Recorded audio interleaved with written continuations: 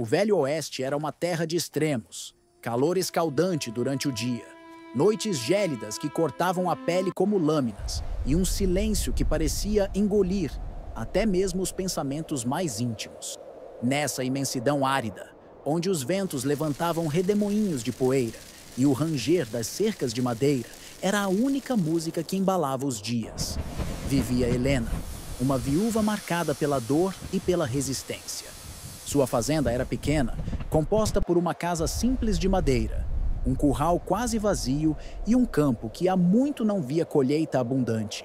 A seca castigava a região havia anos, e os rios que antes alimentavam a vida local já não passavam de leitos rachados e esquecidos. Helena havia perdido o marido em uma tragédia típica do Oeste.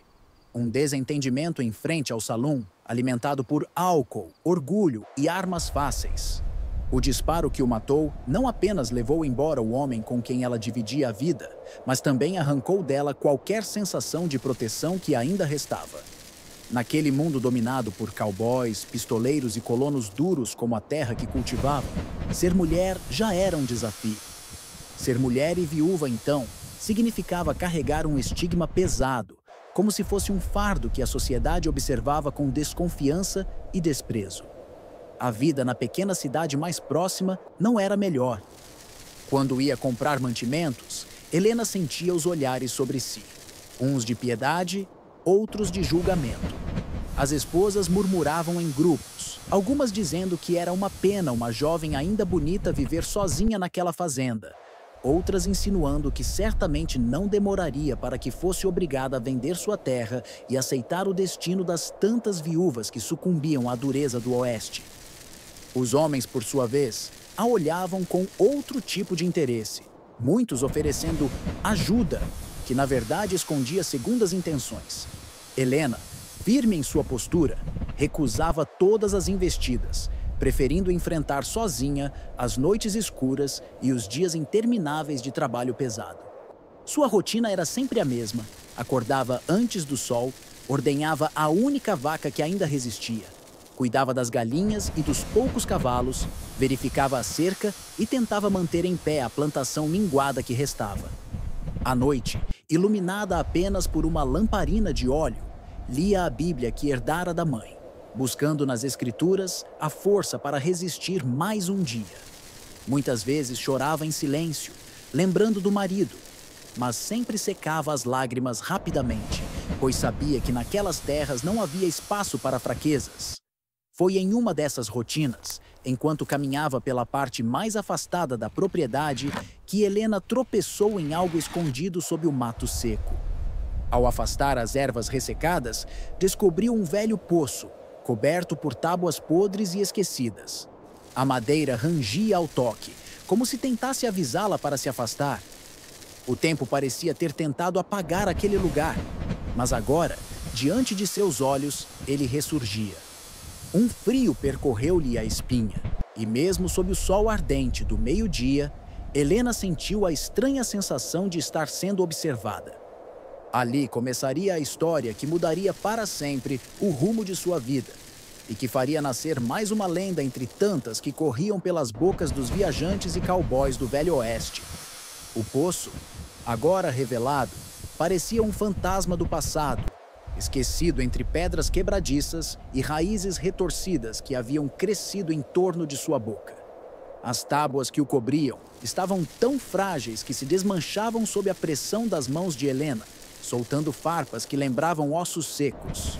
O silêncio ao redor era inquietante. Nem o canto dos pássaros, nem o zumbido dos insetos ousavam se aproximar daquele ponto da fazenda, como se a própria natureza tivesse decidido evitar aquele lugar. No Velho Oeste, onde cada família carregava suas próprias histórias de tragédias e mistérios, lugares assim eram sempre motivo de cochichos e superstições. Helena lembrava-se das velhas lendas contadas ao redor das fogueiras, histórias de viajantes que diziam ter encontrado poços amaldiçoados, de onde saíam vozes e gritos nas noites de lua cheia. Havia até quem afirmasse que antigos bandidos, ao serem perseguidos por xerifes e caçadores de recompensas, jogavam seus inimigos dentro dessas profundezas para nunca mais serem encontrados. Mas Helena, embora supersticiosa em alguns momentos, era uma mulher prática. Para ela, um poço podia significar uma coisa muito mais importante: água.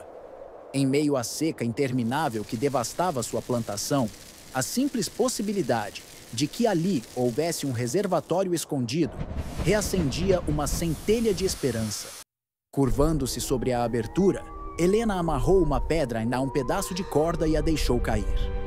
O som ecoou demoradamente, até sumir em um vazio que parecia não ter fim. Não houve o barulho esperado de água, apenas o silêncio pesado das profundezas. Foi então que ela pensou ter ouvido algo. Primeiro um sussurro, depois um gemido abafado, como o lamento de alguém perdido no tempo. Helena recuou imediatamente, o coração batendo descompassado. Seus olhos varreram os arredores, mas não havia ninguém além dela. Nos dias seguintes, tentou esquecer o episódio, mas o poço parecia chamá-la em sonhos. À noite, deitada em sua cama estreita de madeira, ouvia em sua mente o eco de vozes, de passos, de correntes arrastadas. Era como se o lugar tivesse despertado após anos de silêncio e agora clamasse para que alguém descobrisse o que havia em seu interior. O Velho Oeste era cheio de mistérios enterrados, cidades fantasmas, ouro escondido, ossadas de pioneiros esquecidos. Mas havia algo no fundo daquele poço que parecia diferente. Não era apenas um segredo, era uma cicatriz aberta, pulsando ainda viva no coração daquelas terras poeirentas. Depois de noites sem dormir, Helena decidiu enfrentar de vez o mistério. Levou consigo uma lanterna a óleo, amarrou-a a uma corda comprida e a deixou descer lentamente pelo buraco. A chama iluminava em círculos vacilantes as paredes de pedra úmida, cobertas por limo e marcas do tempo. Foi então que Helena viu algo que a fez prender o ar. Havia restos de objetos presos nas frestas. Primeiro um pedaço de couro ressecado, depois a parte enferrujada de uma pistola antiga e, por fim, uma corrente quebrada que parecia ter prendido alguém. O vento soprou por dentro do poço e fez a chama da lanterna balançar, projetando sombras nas pedras que mais pareciam vultos humanos. O eco devolveu um som rouco, parecido com um choro distante. Helena sentiu as pernas vacilarem. Aquilo não podia ser obra apenas de sua imaginação. Não era o vento. Era uma voz, ou várias, como se dezenas de histórias soterradas clamassem por justiça. No Velho Oeste, não era incomum que crimes ficassem sem registro.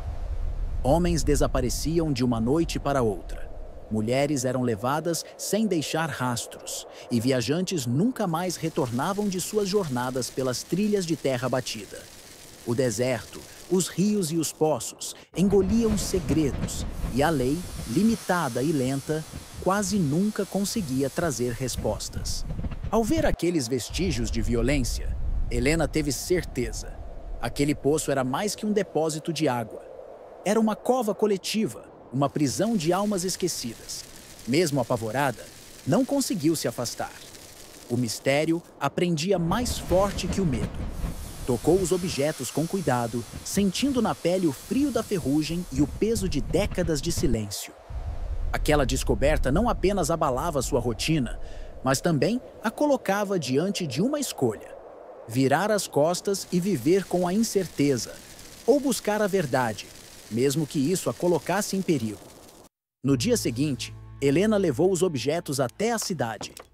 O xerife, um homem de bigodes grisalhos e olhar pesado, estremeceu ao ver a corrente e a pistola. Depois de um longo silêncio, contou-lhe uma história que poucos ousavam repetir. Anos atrás, uma gangue sanguinária aterrorizava aquela região. Conhecidos pela crueldade, usavam poços abandonados para descartar os corpos de suas vítimas. Muitos homens, mulheres e até crianças desapareceram sem explicação. E até hoje, havia famílias que viviam sem saber o destino de seus entes queridos. O xerife confessou que nunca conseguira deter os bandidos na época. Eram muitos, armados até os dentes, e sua sede de sangue ia além do lucro. Diziam que também escondiam parte de seus roubos nesses lugares, enterrando ouro e joias junto aos mortos, para que ninguém ousasse procurar. O poço da fazenda de Helena, segundo ele, provavelmente era um desses lugares marcados por sangue. "Deixe o passado enterrado", disse o velho xerife, com a voz embargada. "Há segredos que não devem ser trazidos à luz." Mas Helena não era mulher de se curvar diante do medo. Já perdera o marido, já enfrentara a solidão, já desafiara a seca. Não deixaria que um mistério a dominasse. Ao mesmo tempo, sabia do risco. Se houvesse tesouro ali, outros acabariam descobrindo, e homens violentos surgiriam para tomar o que não lhes pertencia. A verdade pesava sobre ela como um fardo. O poço carregava mais do que ossos. Carregava uma história de injustiça e, talvez, uma chance de mudar seu destino. Naquela noite, armada com a velha espingarda do marido e uma coragem que nem sabia possuir, Helena voltou ao poço. Preparou tochas, reforçou a corda e decidiu descer, mesmo que fosse apenas alguns metros, para enxergar melhor. O frio que vinha das profundezas parecia soprar do próprio inferno. As pedras úmidas refletiam a luz fraca da tocha, revelando marcas de garras, arranhões e até inscrições toscas, como se alguém tivesse tentado deixar mensagens antes de morrer. No fundo, misturados à lama e ao pó, havia ossadas humanas, algumas ainda com pedaços de roupas em trapos. Helena fechou os olhos por um instante, sentindo o peso da dor daqueles que foram esquecidos ali. Entre os restos, encontrou também sacolas de couro apodrecidas, dentro das quais reluziam moedas de ouro, ainda intactas. Era verdade. Os bandidos haviam escondido parte de suas riquezas junto aos mortos. O coração da viúva bateu forte. Diante dela estava tanto a lembrança de vidas ceifadas quanto a chave para mudar o seu destino. Helena nunca contou a ninguém o que de fato retirou do poço naquela noite. Mas, nos meses seguintes, sua fazenda começou a prosperar. Ela contratou ajudantes, comprou mais gado e conseguiu reforçar as terras, resistindo à seca que derrubava seus vizinhos. A cidade inteira murmurava sobre a mudança repentina, e logo o velho poço recebeu um novo nome: o Poço da Viúva. Viajantes que passavam pela região juravam ouvir choros ecoando de sua boca escura, e alguns diziam que, em noites de lua cheia, era possível ver uma figura feminina de branco caminhando ao redor, como guardiã do segredo. Helena viveu até o fim dos seus dias sem revelar a verdade. Para alguns, ela havia feito um pacto com as almas presas no fundo do poço. Para outros, encontrara um tesouro que a salvara da miséria. O certo é que sua história se tornou lenda, repetida geração após geração, como tantas outras do Velho Oeste, um lugar onde a linha entre a realidade e o mito sempre foi tênue, e onde cada grão de poeira parecia guardar uma memória de sangue, dor e sobrevivência.